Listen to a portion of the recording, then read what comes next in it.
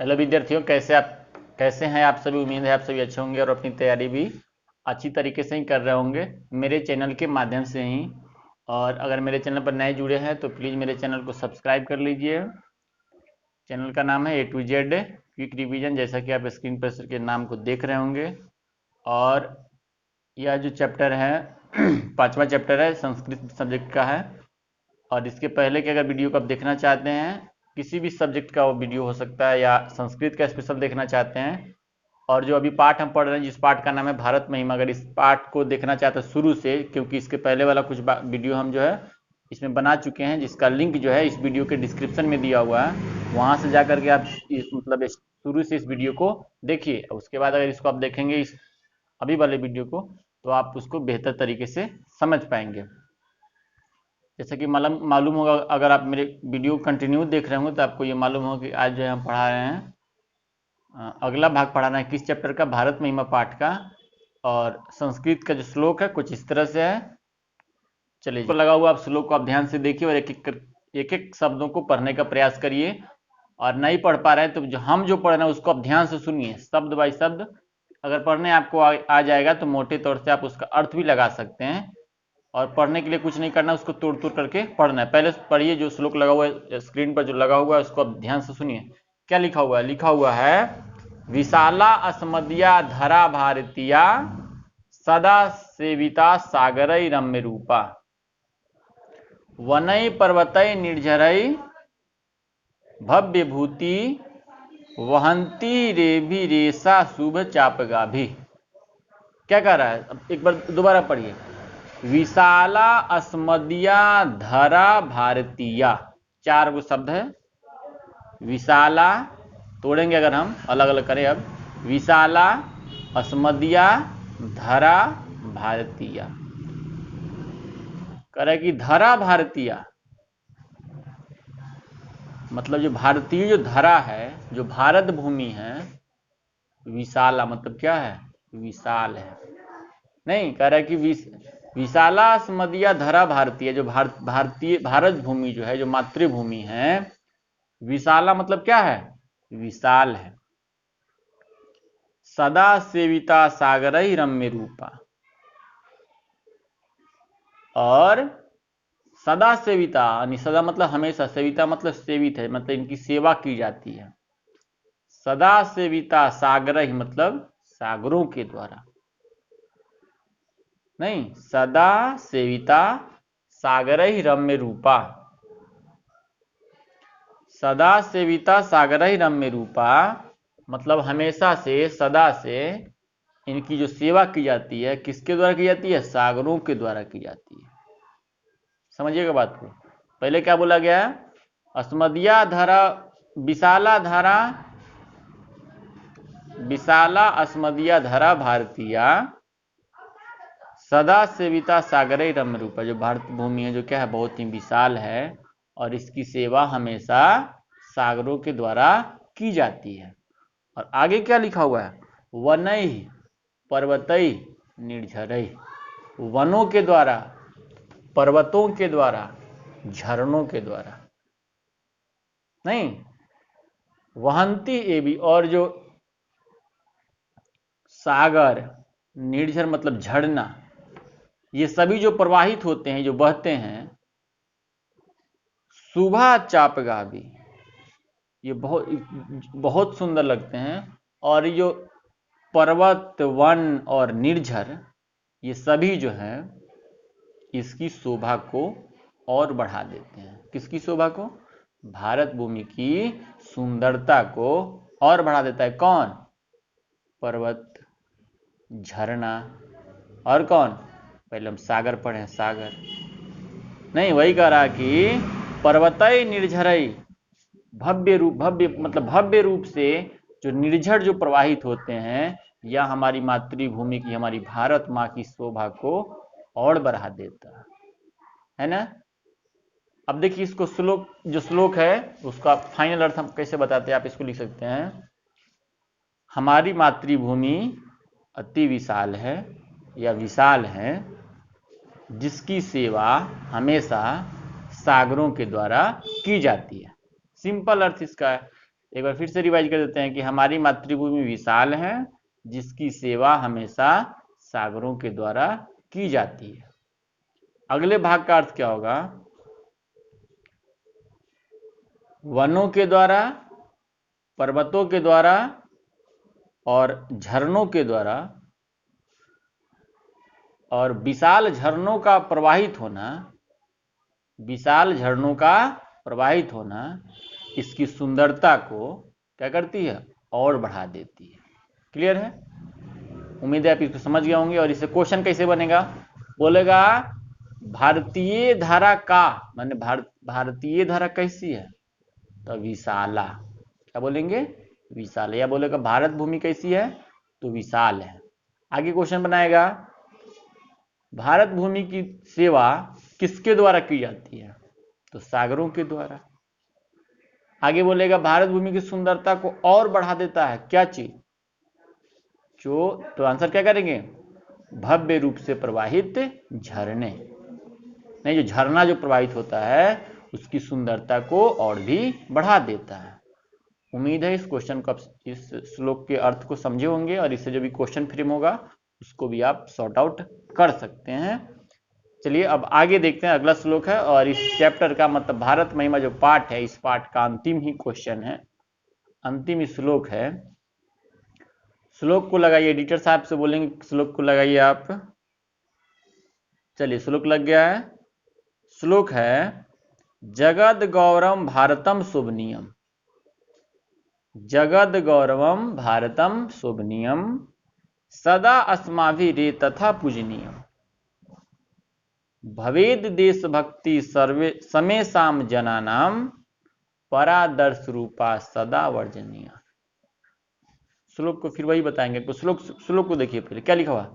जगद गौरवम भारतम शोभनीयम सदा अस्माभिरे तथा पूजनीयम भवेद देशभक्ति समेषाम जनानाम परादर्श रूपा सदा वर्जनीय। देखिए श्लोक में क्या कह रहा है क्या? जगत गौरवम, जगत मतलब संसार, भारतम शोभनीयम, कह रहे कि भारत क्या है? जगत गौरवम, पूरे जगत का गौरव है, पूरे संसार का गौरव कौन देश है? भारत है। यहीं से क्वेश्चन डिजाइन हो गया। बोलेगा पूरे संसार का गौरव कौन सा देश है? तो भारतवर्ष है ना? वही कह रहा है जगत गौरवम भारतम शोभनीय। और भारत क्या है? शोभनीयम, मतलब भारत क्या है? शोभनीय है। सिंपल सी बात है, जगत गौरवम है इसका मतलब सुंदर होगा, हर चीज से आगे होगा, तब जो है इसलिए जगत गौरव इसको बोला जा रहा है। मतलब इस श्लोक में कह रहा है जगत गौरवम भारतम शोभनीयम, कि पूरे संसार का गौरव कौन है? भारतवर्ष है। और क्या है? शोभनीय है। सदा अस्माभि एतत् तथा पूजनीय। सदा मतलब हमेशा, अस्माभि, अस्माभि मतलब हम लोगों के द्वारा, पूजनीयम और हमेशा से हम लोगों के द्वारा पूजी जाती है। कौन? भारत भूमि, मातृभूमि हम लोगों के द्वारा हमेशा से क्या की जाती है? पूजी जाती है। आगे कह रहा है कि भवेद देशभक्ति समेषाम जनाना। भवेद मतलब होनी चाहिए, देशभक्ति समेषाम मतलब सभी में, जना सभी जनों में, सभी लोगों में, सभी भारतीयों में क्या चीज होनी चाहिए? देशभक्ति होनी चाहिए। लिखा हुआ है ना आप श्लोक में देखिए, भवेद देशभक्ति समेषाम जनाना, मतलब सभी में क्या होनी चाहिए? सभी जनों में, सभी भारतीयों में देशभक्ति होनी चाहिए, है ना? और देशभक्ति कैसी होनी चाहिए उसको देखिए, इस श्लोक के अंतिम लाइन में लिखा हुआ है परादर्श रूपा। देशभक्ति होनी चाहिए, लेकिन कैसी देशभक्ति होनी चाहिए?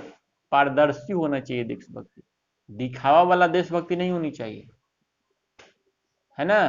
क्योंकि देखते होंगे आप, अक्सर देखते होइएगा कोई आदमी दिखाने के लिए, मतलब वो जो है बहुत ही घटिया क्लास का काम करता होगा, लेकिन खुद को समाज में अच्छा दिखाने के लिए क्या करेगा वो? चूंकि गलत तरीके से पैसा का कमी नहीं किए हुए रहेगा, तो अपने आप को अच्छा दिखाने के लिए समाज में क्या करता है? देखते होइएगा आप लोग, निश्चित रूप से देखते होइएगा कहीं कुछ हो रहा है, चूंकि उसका पैसा तो अपराध है, बहुत पैसा कमाया है गलत तरीके से, तो वो क्या करेगा? उसको सार्वजनिक रूप से बहुत खर्चा कर सकता है, तो देखिएगा बहुत लोगों को जो समाज के लिए अंदर से बुरे काम करता है लेकिन दिखावे के लिए अच्छा काम करता है। जैसे एग्जाम्पल के रूप में आपको बताया, अगर हम कोई जो है 2 नंबर धंधा कर रहा है, तो उसका मेहनत की कमी नहीं है, कहीं से जो है चोरी डकैती करके रुपया अर्जित कर रहा है, धन अर्जित कर रहा है, तो क्या कर सकते हो? तो 10,000 रुपये 20 रुपये कहीं लुटा सकता है वो।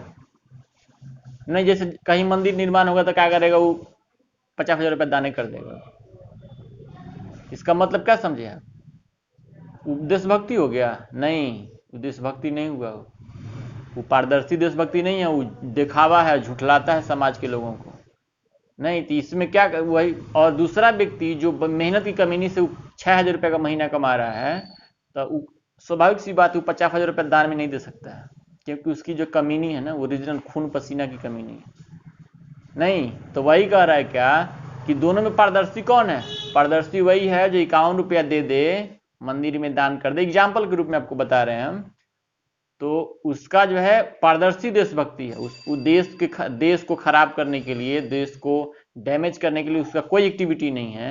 लेकिन जो 50,000 रुपये जो दे रहा है ना अनुदान में, वो क्या करता होगा? उस समाज को एक तरह से विचलित कर रहा है, कौन खराब धंधा करता होगा, ड्रग माफिया है, कहीं से लूट कांड में शामिल हो। तो किसी को लूट करके 50,000 रुपये दान दे दिया वह व्यक्ति, और दूसरा व्यक्ति जो मेहनत की कमीनी उसके उसमें 51 रुपये दान दिया, किसको पसंद करें? पसंद आपको 51 रुपये वाला को ही करना चाहिए। खैर, किसको पसंद करें वो आप बताएंगे। हमको इस श्लोक के माध्यम से समझाना, तो इसलिए समझाने का हम प्रयास किए हैं। तो वही कह रहा है कि आपके पास जो देशभक्ति होनी चाहिए ना, पारदर्शी होनी चाहिए, दिखावा वाली देशभक्ति नहीं होनी चाहिए कि देखो हम 50,000 दान दिए तो हम बहुत देशभक्त, बड़े देशभक्त हो गए। नहीं, उसको देशभक्त नहीं बोला जाना चाहिए। तो इस श्लोक में क्या कह रहा है कि परादर्श रूपा सदा वर्जनी, कह रहा है कि पारदर्शी देशभक्ति होनी चाहिए, सदा वर्जनीय, और क्या होनी चाहिए? हमेशा से जो है आकर्षित करने वाली देशभक्ति होनी चाहिए। समझ रहे हैं ना? देशभक्ति पारदर्शी होनी चाहिए, दिखावा वाला कोई चीज नेचुरली होना चाहिए, नहीं हम देश के साथ खड़े हैं, है ना? अब श्लोक को अब ज्यादा नहीं समझेंगे चूंकि टाइम ज्यादा किल होगा आपका। एक बार रिवाइज कर लेते हैं। क्या कर रहा है? जगद गौरवम भारतम शोभनीयम सदा अस्माभिः तथा पूजनीयम भवेद देशभक्ति समेषाम जनानाम सदा वर्जनीय परादर्श रूपा सदा वर्जनीय। कह रहा है कि पूरे संसार का गौरव कौन है? भारत है, भारत है, और जो शोभनीय है, इसकी पूजा यानी भारतवर्ष की पूजा हम लोगों के द्वारा हमेशा से की जाती है।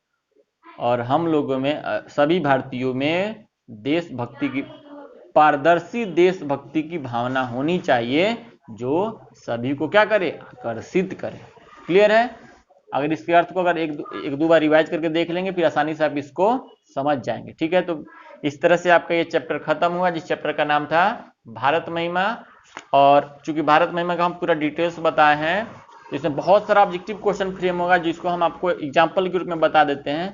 लेकिन अगर आप चाहते हैं कि जितना सारा ऑब्जेक्टिव क्वेश्चन उसको अगर नोट डाउन करना चाहते हैं, लिखना चाहते हैं, नोट्स बनाना चाहते हैं, तो आप इस वीडियो को देखिए जो स्क्रीन पर लगा हुआ है।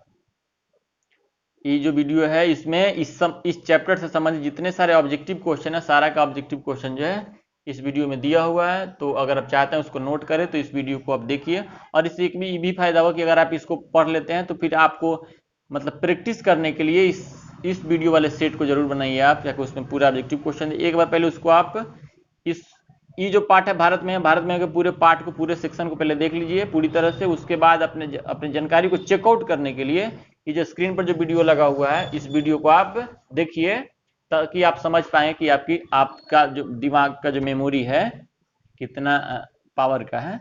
और लास्टली क्या करिएगा, जो स्क्रीन पर वीडियो लगा हुआ उसमें से जितना सारा ऑब्जेक्टिव क्वेश्चन है सबको कॉपी में आप नोट कर लीजिए। तो इस तरह से आपका ये चैप्टर खत्म हुआ। अगले वीडियो में मिलते हैं बहुत जल्द, तब तक के लिए थैंक यू, बाय बाय।